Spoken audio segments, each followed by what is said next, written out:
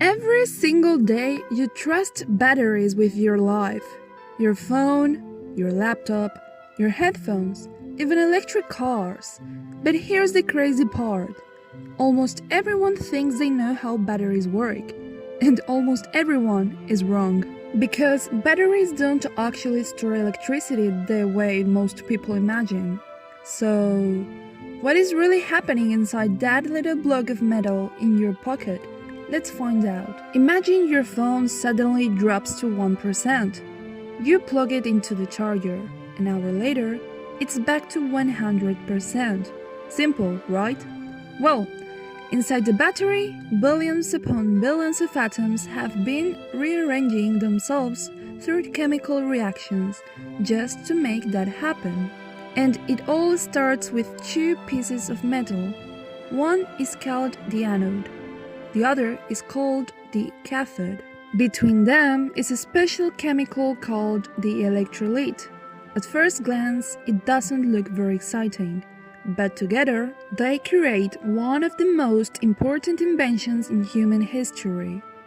Here's where things get interesting. Inside the anode are atoms that don't like holding onto their electrons. They're unstable, so naturally they begin letting those electrons go.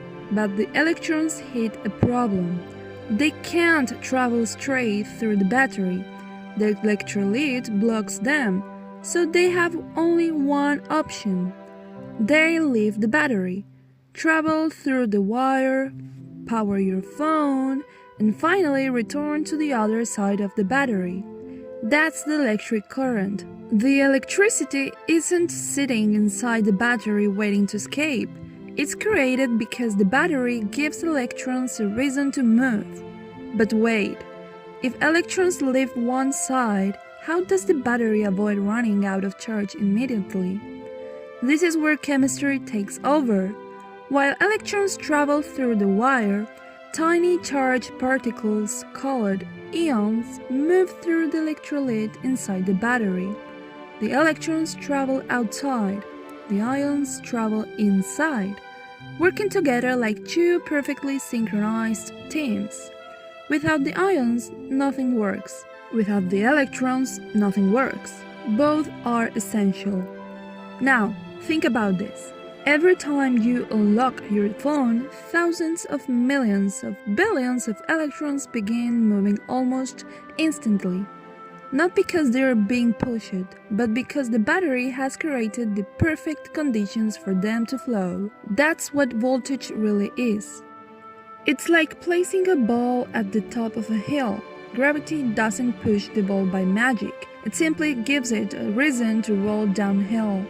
Voltage does the same thing for electrons. So, why does the battery eventually die? Because the chemical reaction slowly runs out. The anode loses the materials it needs. The cathode changes too. Eventually, the battery can no longer create enough voltage to keep electrons moving. And your phone turns off. Not because it ran out of electricity, but because it ran out of chemistry. So, how does charging fix it? This is the clever part. Your charger doesn't simply pour electricity back into the battery. Instead, it forces all those chemical reactions to happen in reverse. The electrons are pushed back, the ions move back, the atoms return almost to where they started, ready to do the entire journey all over again, hundreds or even thousands of times. The next time you charge your phone, remember this. Inside that tiny battery, atoms are constantly breaking apart, reforming, moving electrons, moving ions, and powering almost every piece of technology in your life, all without you ever noticing. And that tiny chemical dance, it's one of the greatest engineering achievements ever created.